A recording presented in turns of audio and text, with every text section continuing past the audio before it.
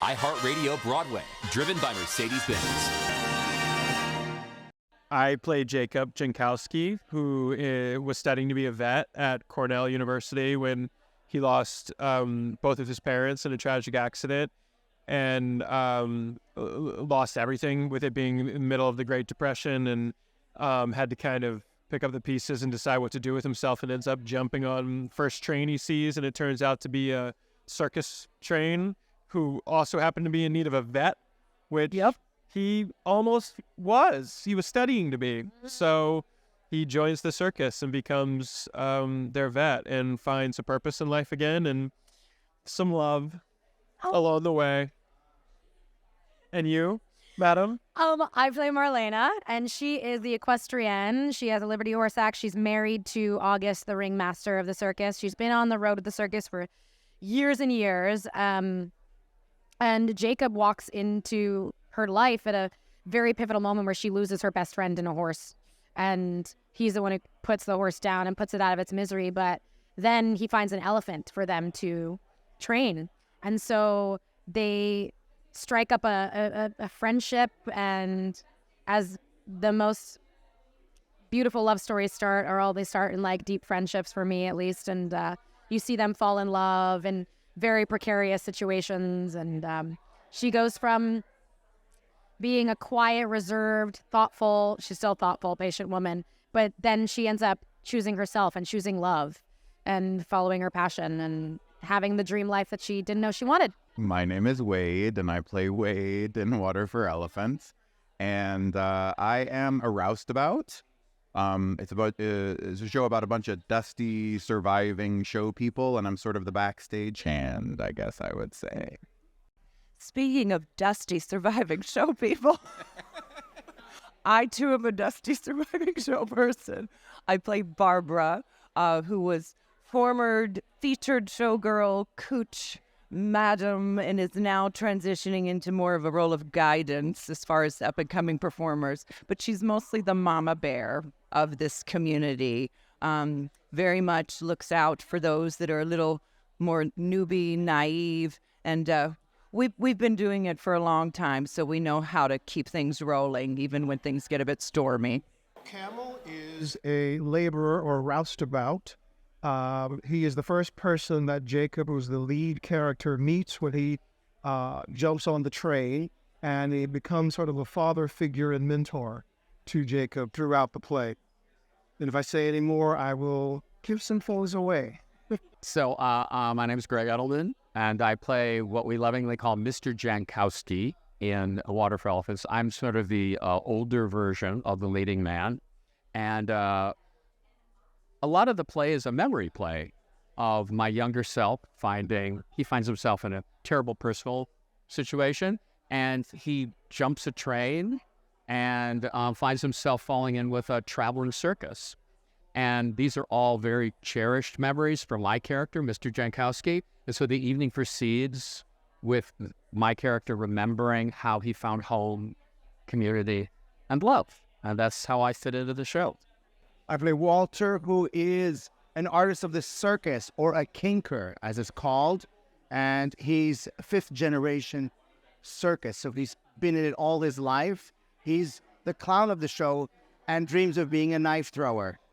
Well, my name's Paul Alexander Nolan, and I play August Rackinger, the owner and ringmaster of the circus.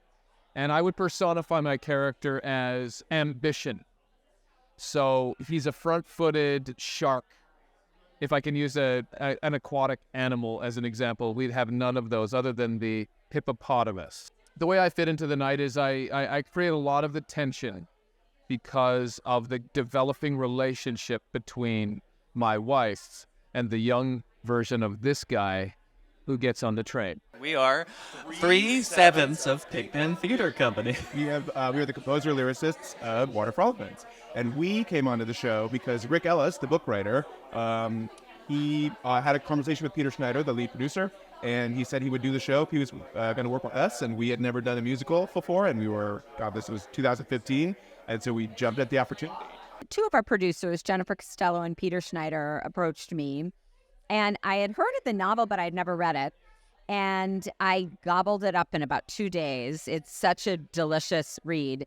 And they had at the time, I think, the first draft of the first act and a couple of songs.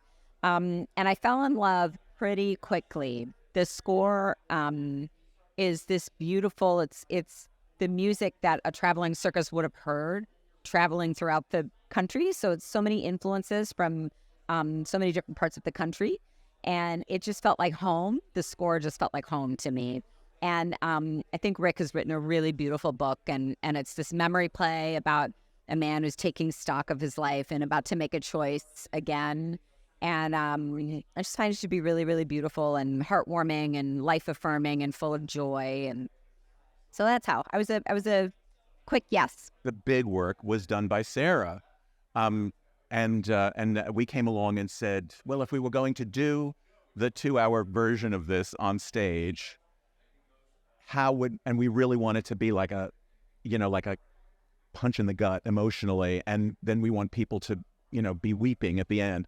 How best to do that and keep the spirit of the story and the action of the story, the situation of the story. And then that was, of course, the thing that unlocked it. It's a story that takes place in an environment where people are always performing and performing kind of death-defying acts. This isn't performing like, sitting on a sofa and smoking cigarettes and behaving. This is performing, flying, 50 feet over the head of the audience with no net and, knowing that somebody's going to catch you. And it occurred to us in the course of just talking about how we might do it, that the act of taking a leap, because someone's going to catch you, is exactly what the main character of the novel does, metaphorically. So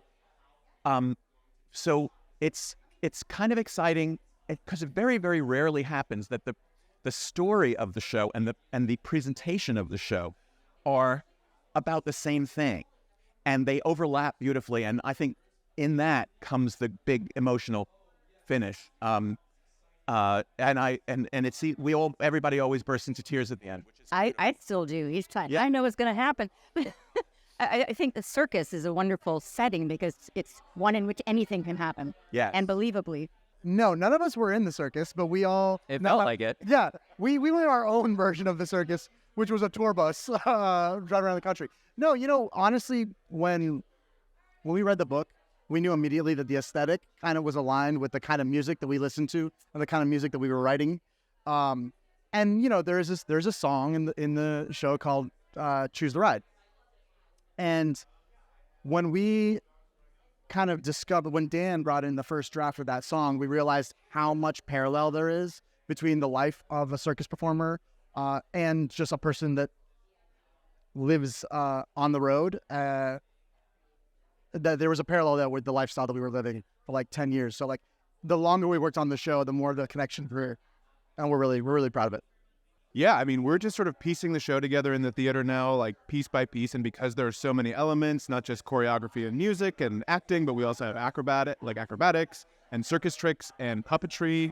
And so just watching each element sort of come together and create something that sort of transcends all of us has been really beautiful. But right now we're just going piece by piece. So yesterday, I think we were in the theater for maybe 10 hours and we did the first 6 or 7 minutes.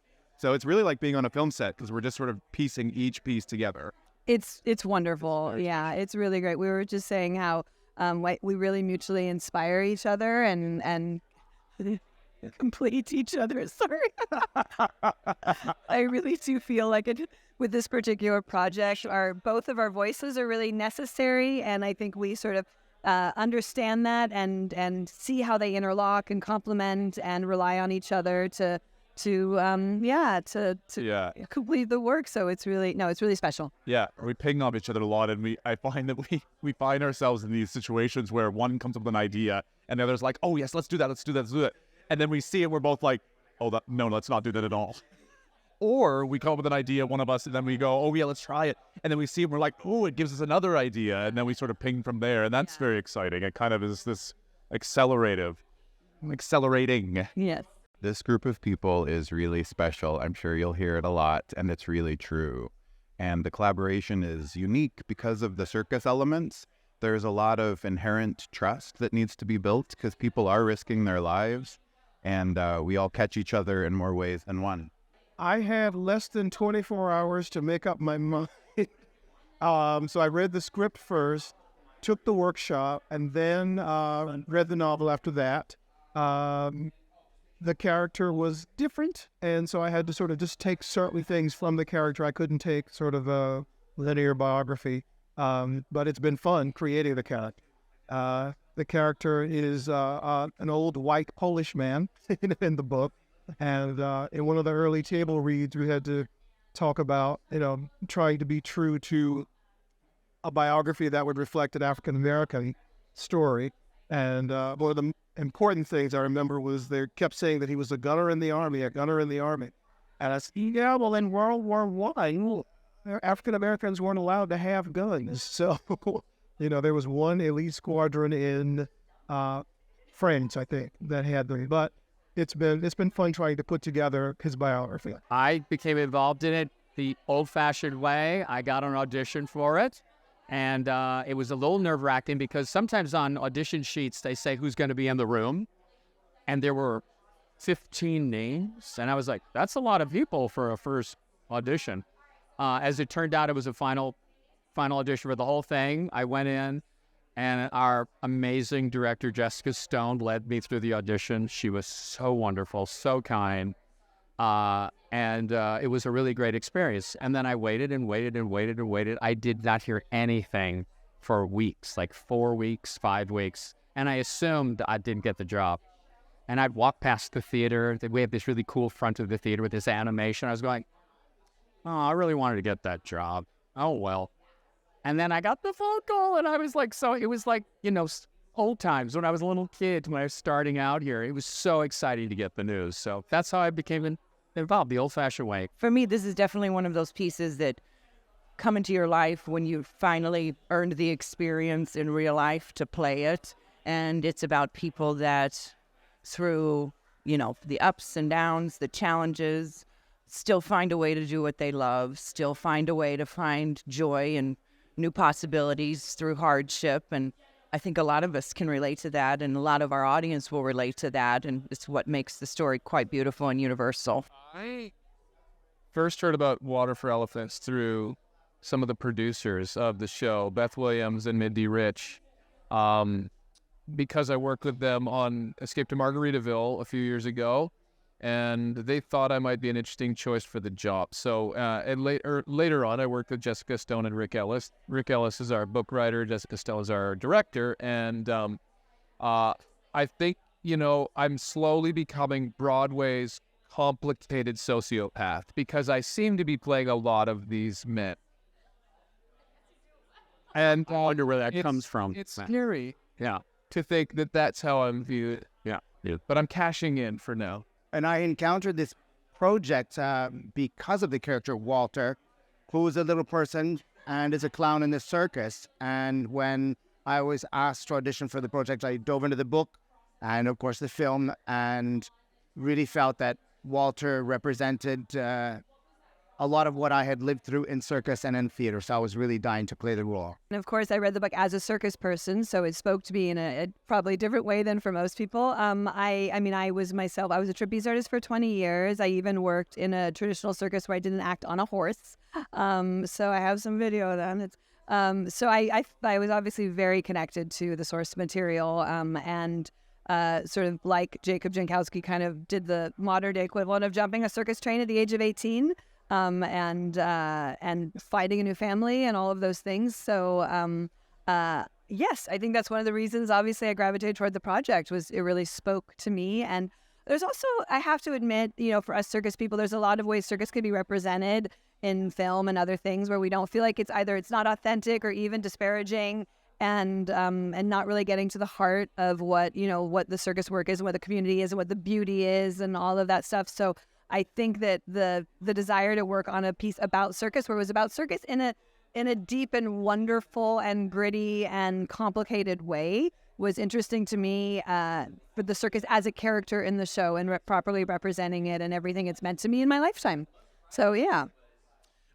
I had an early small circus life in the early 2000s, sort of just before this novel came out, and I read the novel as well. So I think there was that attachment. It's a sort of a very similar, running away with the circus feel when I was, in my early 20s, and had that same feel when I read the novel. So that was sort of my early exposure to it. And then when I started to see the material in that workshop that Jessica Stone and Shayna had done in terms of the humanity and the athleticism and the dramaturgy, it really pulled me back to that time. So there's that sort of lineage and very special sort of connection. It's a very different process. It's a very different process and experience, and it's even a different schedule.